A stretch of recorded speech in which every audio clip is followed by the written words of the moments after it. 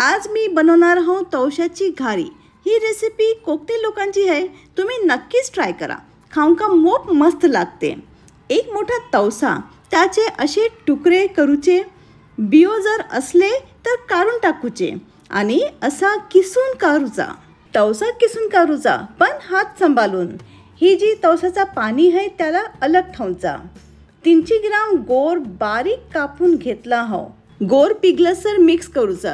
जरासा मीठ, इलायची पावडर अर्धी चम्मच, पांढरे तेल अर्धी कटोरी, नारळाचं चव 1.5 कटोरी म्हणजे 1 आणि अर्धी कटोरी। मग एक अंदाज 200 ग्राम तांदळाचं पीठ आणि 1 कटोरी गव्हाचं पीठ घेतला हो। सगळं मिक्स करून बनवून का घेऊनचा।